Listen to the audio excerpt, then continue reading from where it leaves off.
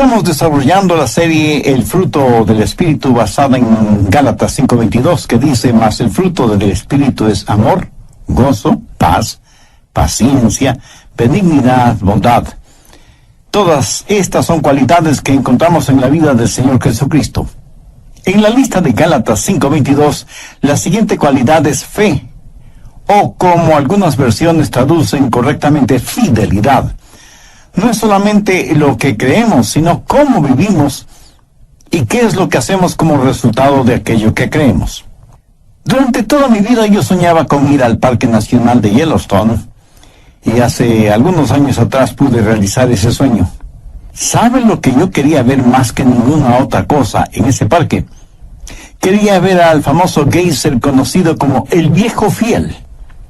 Durante mi niñez y juventud había escuchado de él y quería ver ese majestuoso geyser, no solo en las postales, sino personalmente. Y desde la ventana de nuestro cuarto en el rústico alojamiento en el cual nos quedamos en el parque, podíamos verlo.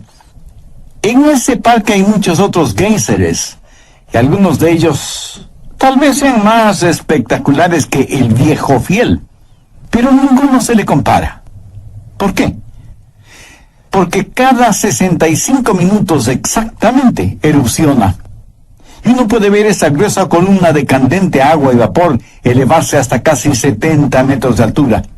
Es un espectáculo impresionante, digno de verse y exacto. Cada 65 minutos el Viejo Fiel saldrá magnífico desde las entrañas de la tierra. Permítame decirle que la fidelidad es una cualidad que todos admiramos o debemos admirar. Lo interesante es descubrir que Dios no solo la admira, sino que la requiere. Requiere que los mayordomos o administradores sean fieles. Y realmente no importa qué habilidades tenga usted, o que sea muy inteligente, o que tenga una gran personalidad, o cuán duro trabaja, si alguien no puede confiar en usted, usted no es tan bueno como parece. Ahora, ¿qué es fidelidad? Es integridad, honestidad, lealtad, confiabilidad. Uno puede depender de una persona fiel. Si en el grupo social o en la iglesia a la cual usted pertenece yo pidiera que escribiera una carta a 5 personas en las cuales confía, en las cuales puede depender por completo, ¿recibiría usted una de esas cartas? Piénselo. ¿Es usted una persona fiel? ¿Pueden los demás depender de usted? Si no es así, con todo respeto le voy a decir algo, y espero que no se enoje conmigo por eso. Si los demás no pueden confiar en usted, no pueden depender de usted, usted no es tan valioso como se imagina que es.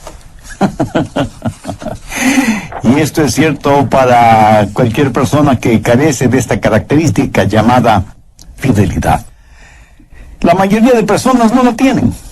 Me sorprendió y francamente debo decir que me desilusionó el resultado de una encuesta realizada por la mundialmente conocida empresa Gallup, que se dedica a hacer estudios sociales y encuestas pertinentes.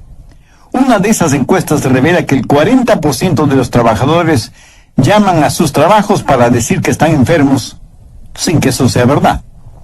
Otro porcentaje de empleados cobra por 8 horas de trabajo, cuando en realidad solo han trabajado 5.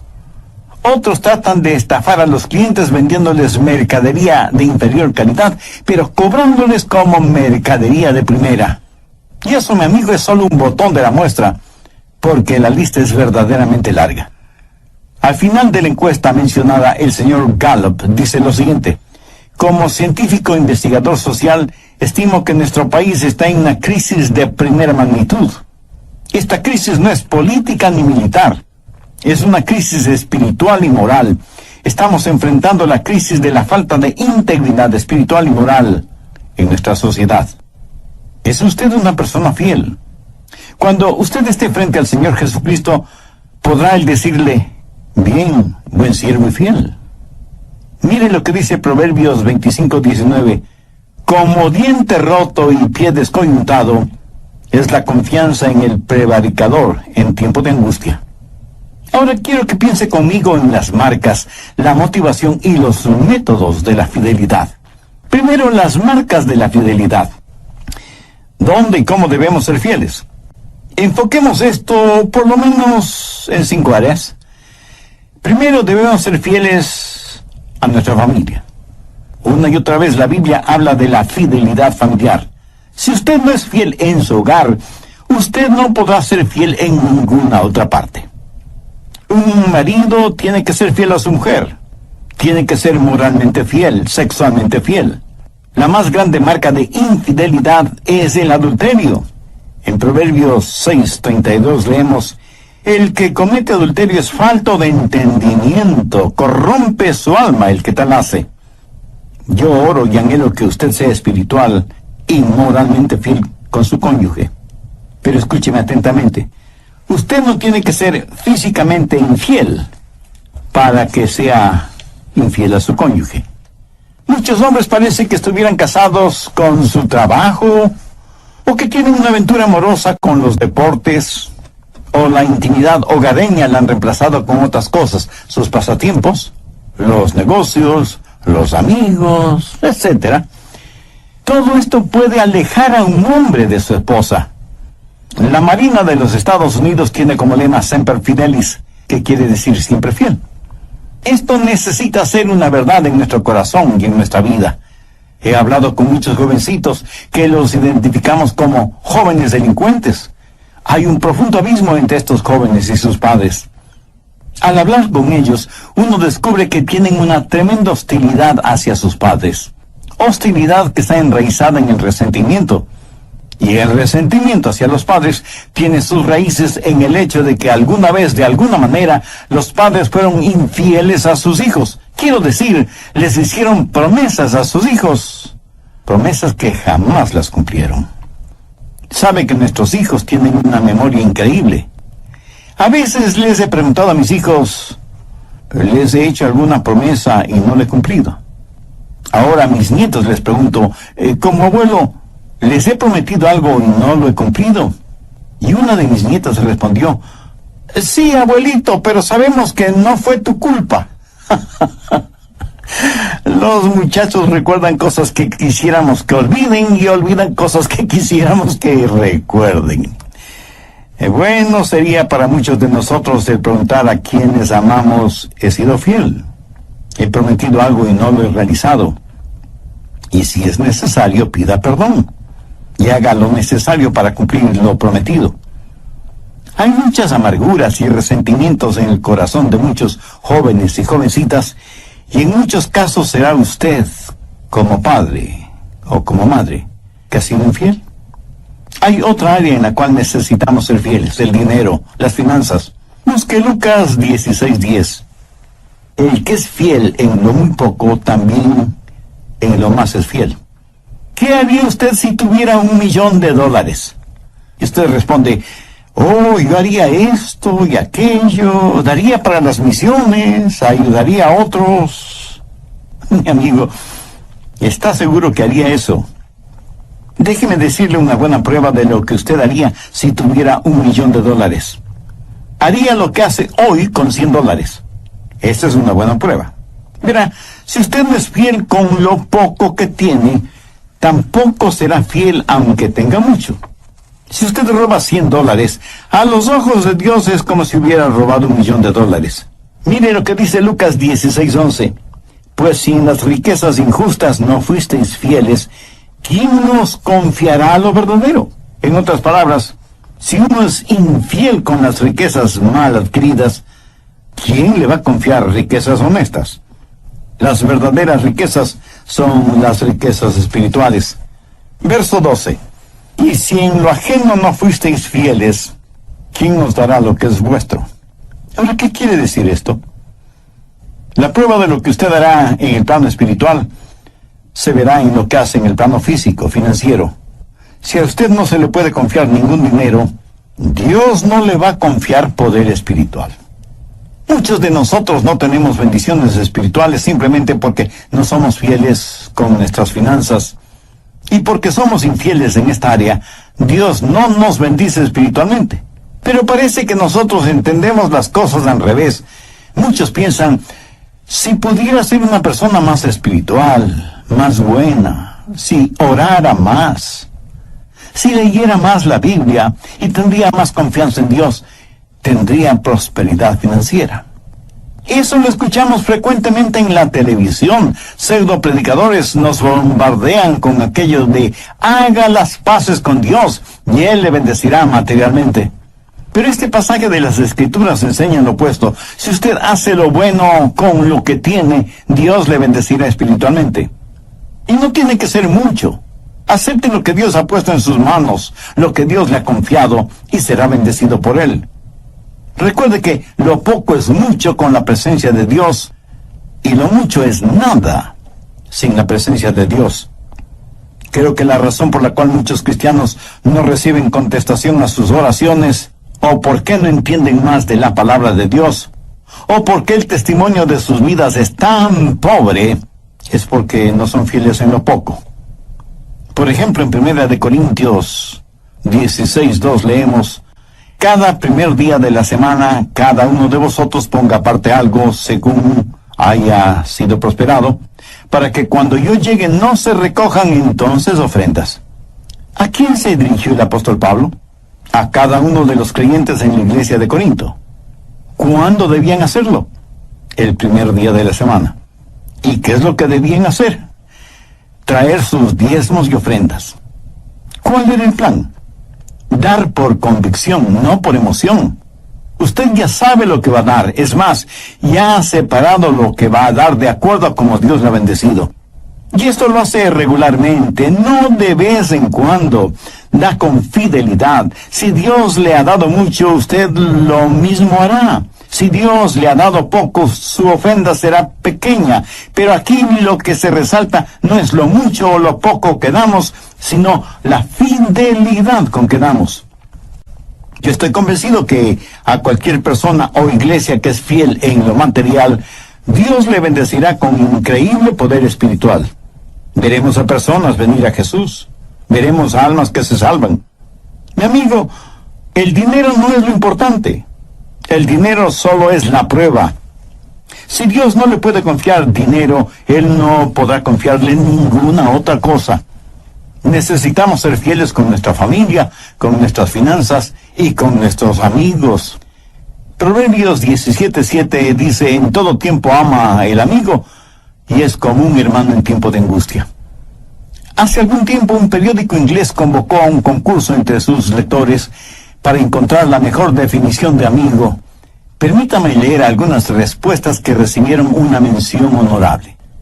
Amigo es alguien que multiplica tus alegrías y divide tus penas.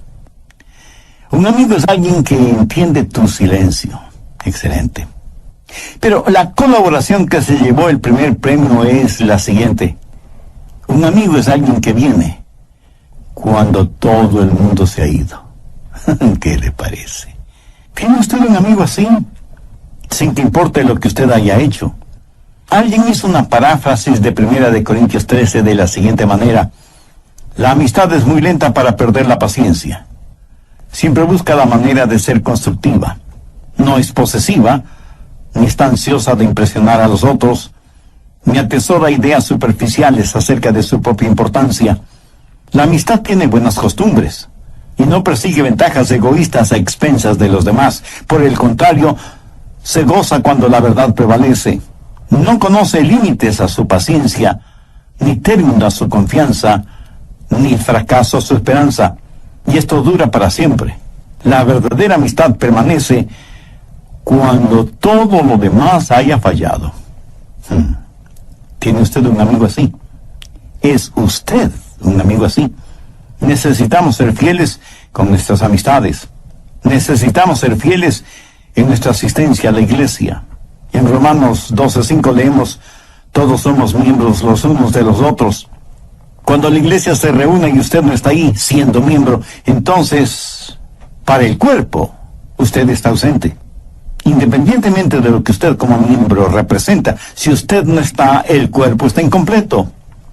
En el cuerpo humano, sea que le falte un pedacito de dedo o todo el brazo, su cuerpo está incompleto. ¿Por qué debería ser diferente en el cuerpo espiritual?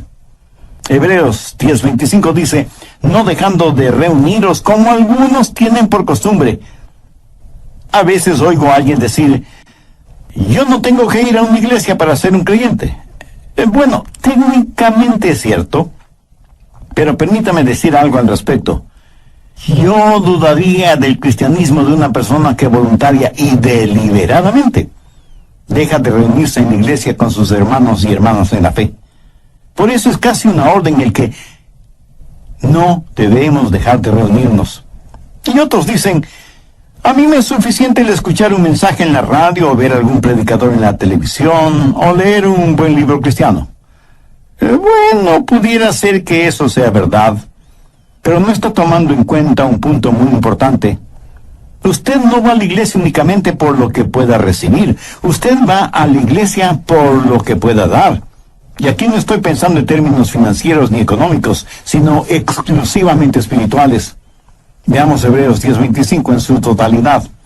No dejando de reuniros como algunos tienen por costumbre, sino exhortándoos. Y tanto más cuando veis que aquel día se acerca.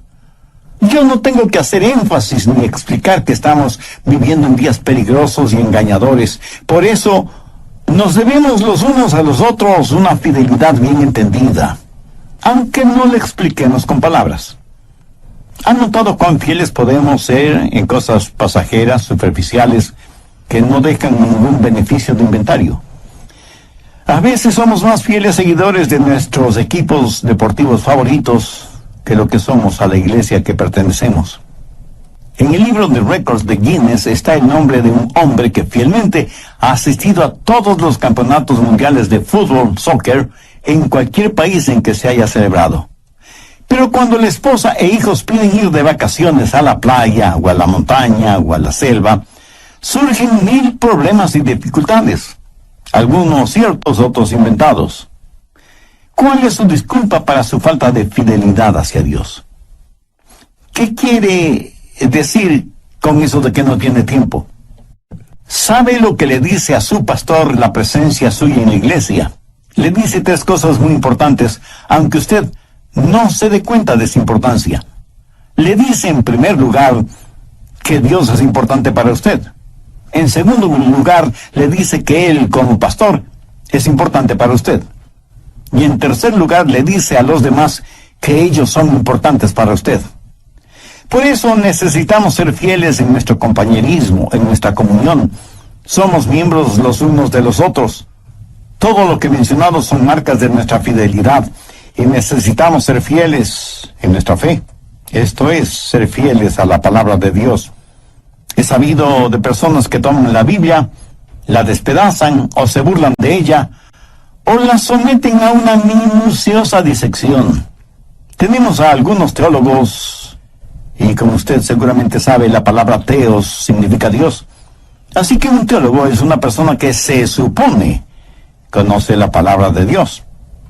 Yo personalmente no sé por qué se llaman teólogos y no creen en la palabra de Dios.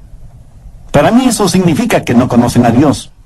Sin embargo, tienen el atrevimiento de autonombrarse críticos y jueces de la palabra de Dios.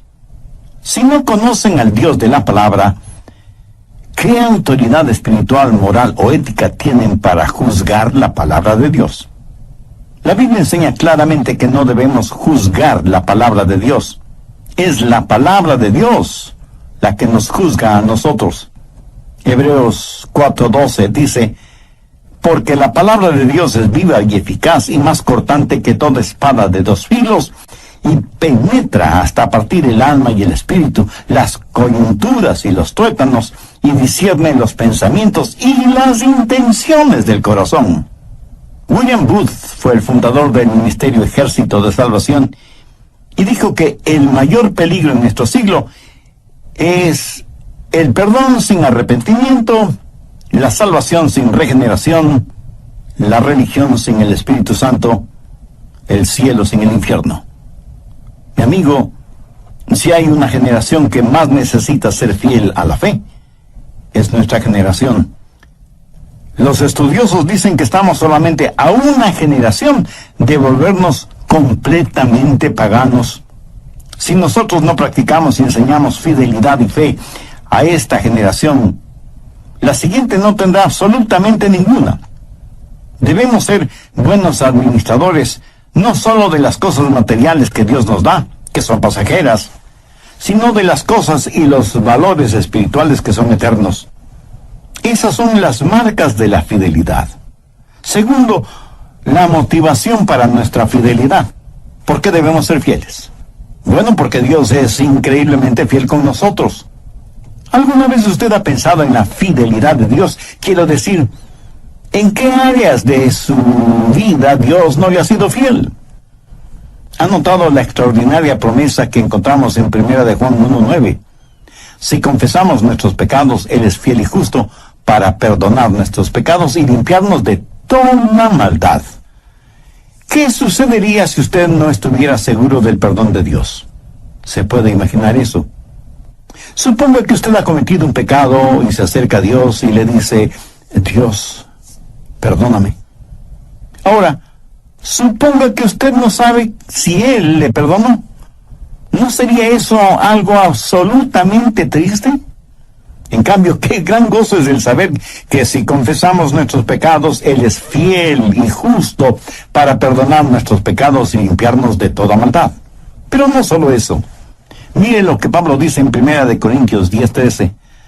No nos ha sobrevenido ninguna tentación que no sea humana, mas fiel es Dios, que no os dejará ser tentados más de lo que podéis resistir, sino que dará también juntamente con la tentación.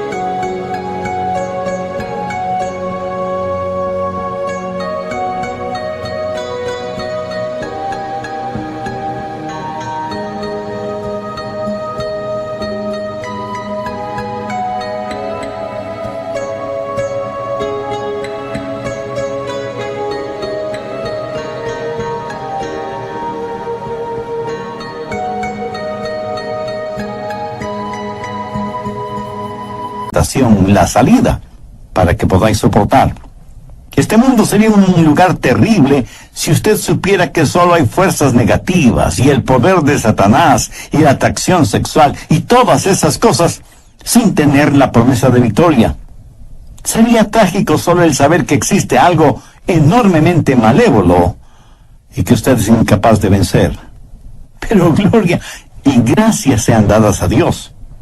Yo me levanto cada mañana teniendo la absoluta seguridad de la fidelidad de Dios y que Él me cuidará y me guardará. Y no faltará quien me pregunte, pastor, ¿y qué si el diablo le atrapa y le saca de las manos de Dios?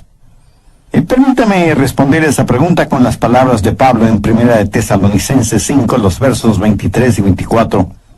Y el mismo Dios de paz os santifique por completo, y todo vuestro ser, espíritu, alma y cuerpo, sea guardado irreprensible para la venida de nuestro Señor Jesucristo. Fiel es el que os llama, el cual también lo hará. Mi amigo, si Dios ha sido tan fiel conmigo, entonces yo necesito retribuir esa fidelidad, y la única forma de hacerlo es siendo fiel a Dios. Escúcheme, Dios quiere mi fidelidad, no mi adulo. Adulamos a los seres humanos porque queremos conseguir algo de ellos para nuestro beneficio personal. Somos fieles a Dios no porque queremos que nos dé algo, sino sencillamente porque le amamos. Mi fidelidad no es para conseguir algo, sino para tener compañerismo, comunión con Él. Tercero, la metodología de la fidelidad. ¿Cómo podemos ser fieles? Bueno, primero siendo fieles en las cosas pequeñas. Volvamos a Lucas 16:10. El que es fiel en lo muy poco, también en lo más es fiel. Las cosas grandes son hechas de muchas cosas pequeñas. Por ejemplo, nuestro cuerpo está compuesto de muchos miembros. Esos miembros a la vez están compuestos de células, y las células están compuestas o formadas por moléculas, Y la estructura molecular tiene una estructura atómica. ¿Piensa que ahí termina esa cadena? No. La estructura atómica contiene diminutas partículas que pueden ser divididas. ¿Lo entiende?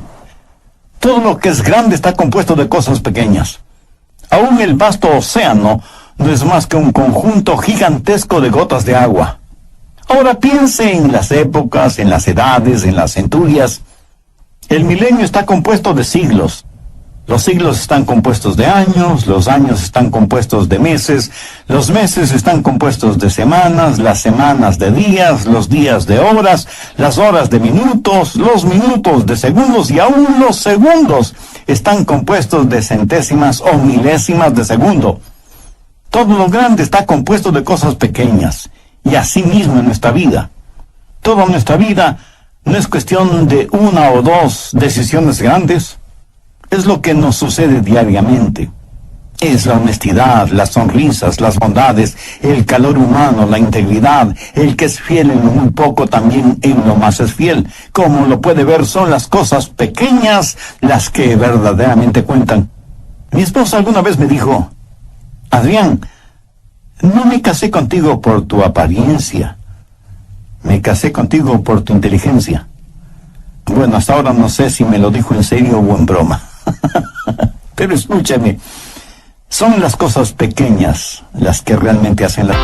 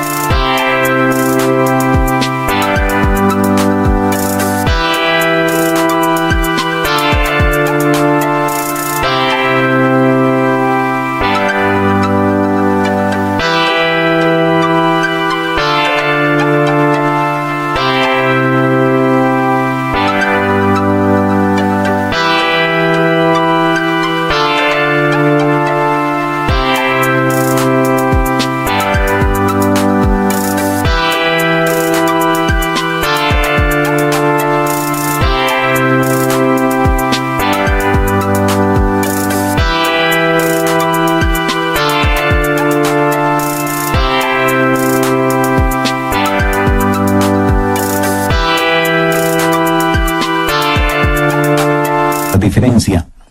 Cuando usted es fiel en las cosas pequeñas, como invariablemente la noche sigue al día, usted será fiel en las cosas grandes. Porque la única manera de tener cosas grandes es por medio de las cosas pequeñas. Piensa en David, el hombre conforme al corazón de Dios. Antes de que David fuera rey, él fue pastor. Cuidaba los rebaños de su padre antes de poder cuidar toda una nación. Antes de matar a Goliat, había matado a un oso y a un león, y porque él fue fiel en las cosas pequeñas, él pudo ser fiel en las cosas grandes.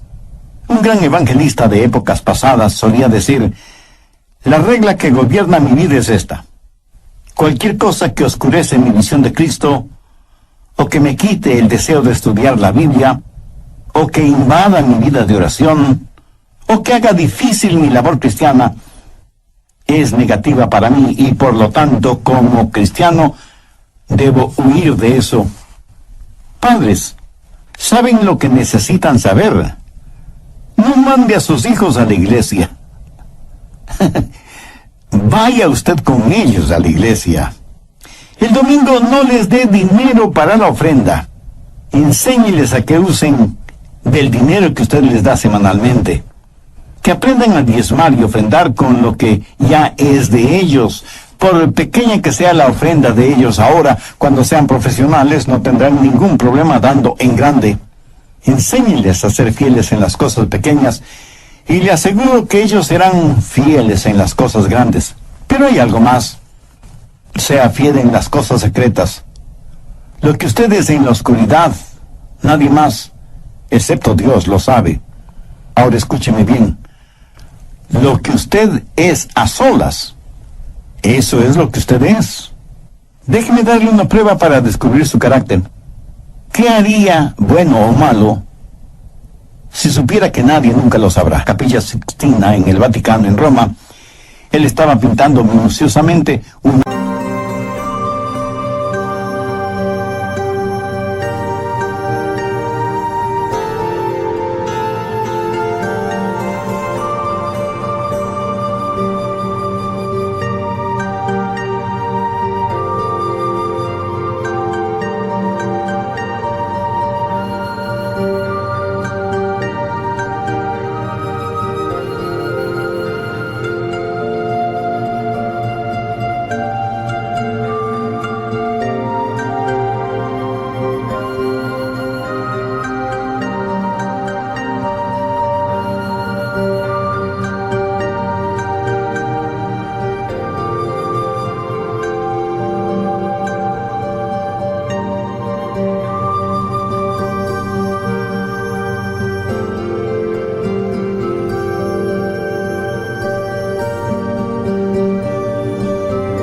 extraordinaria de esa gran obra, pero nadie podía verla. Y alguien le dijo: Maestro, lo que está pintando nadie lo puede ver. Y él le contestó: yo lo puedo ver, y Dios lo puede ver. Amigo, eso es fidelidad, sea que los demás lo sepan o no, sea que los demás lo vean o no. Sea fiel en las cosas secretas. Para aquellos que por naturaleza de su trabajo tienen muchas veces que quedarse en la habitación de un hotel donde nadie les conoce y donde nadie les ve, quiero decirles algo muy importante: sea fiel en las cosas sagradas. Esa es la raíz de la fidelidad. Aunque esté solo o sola, mantenga su corazón sensible a la voz y a la presencia de Dios. La relación que usted tenga con Dios en el secreto de su soledad será evidente cuando esté frente a los demás, aunque usted no se dé cuenta de eso. En 2 Timoteo 4, los versos del 6 al 8, tenemos el extraordinario consejo que Pablo le dio a su hijo espiritual, el joven Timoteo. Y le dice: porque yo ya estoy para ser sacrificado, y el tiempo de mi partida está cercano. He peleado la buena batalla, he acabado la carrera, he guardado la fe. Por lo demás me está guardada la corona de justicia, la cual me dará el Señor juez justo en aquel día, y no solo a mí, sino también a todos los que aman su venida. Pablo está en prisión esperando ser ejecutado. Con mi imaginación puedo ver a este anciano apóstol firmando esta carta a Timoteo. Viene un soldado romano y con un dejo de tristeza en su voz le dice: Pablo, ha llegado el momento de tu ejecución y van a decapitarte. Pablo da un profundo suspiro, toma su viejo manto, se lo pone sobre los hombros y con gozo dice: estoy listo. Y encorvado y vacilante en su caminar sigue el soldado. Pablo, que había sobrevivido a apedreamientos, naufragios, latigazos y torturas, se dirige hacia el verdugo que le cortará la cabeza. Lo interesante es que mientras caminaban, el soldado romano le preguntó: Pablo, ¿estás tarareando una música? Y Pablo responde: oh, perdón, no me di cuenta que estaba tarareando en voz alta.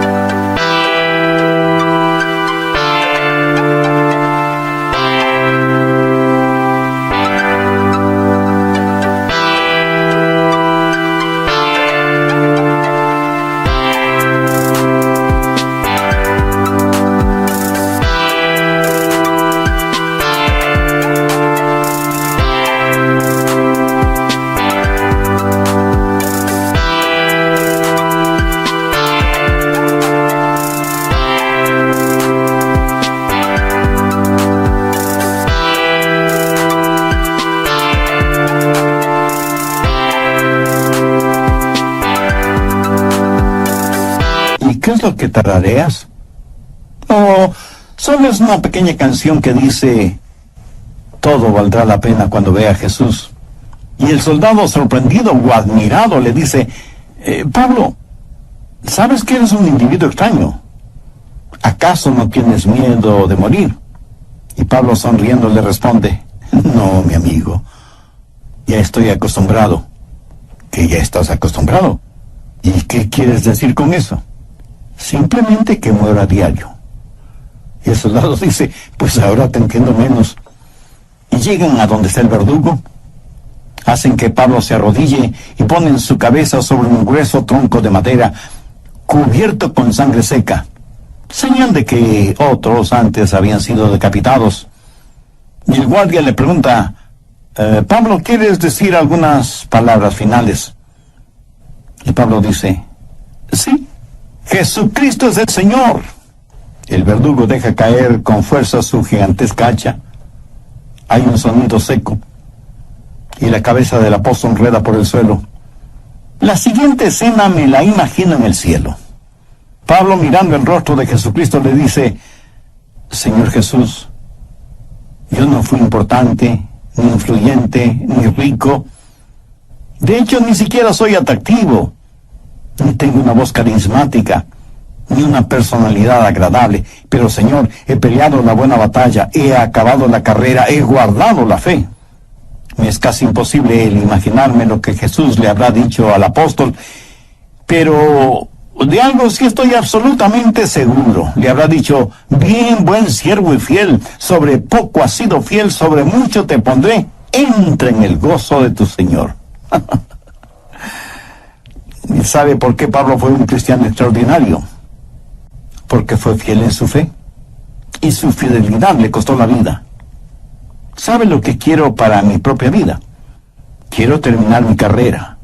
Quiero terminar mi carrera con gozo. ¿Y sabe lo que yo quisiera para cada uno de mis amigos que me escuchan por intermedio de este programa? Quiero que terminen bien, quiero que sean fieles, quiero que su fidelidad se manifieste aun cuando esté solo o sola. Quiero decir, cuando nadie más que Dios le esté observando. Deseo que la fe como fruto del Espíritu florezca no solo para embellecer su vida, sino para que sea de inspiración y bendición en la vida de los demás.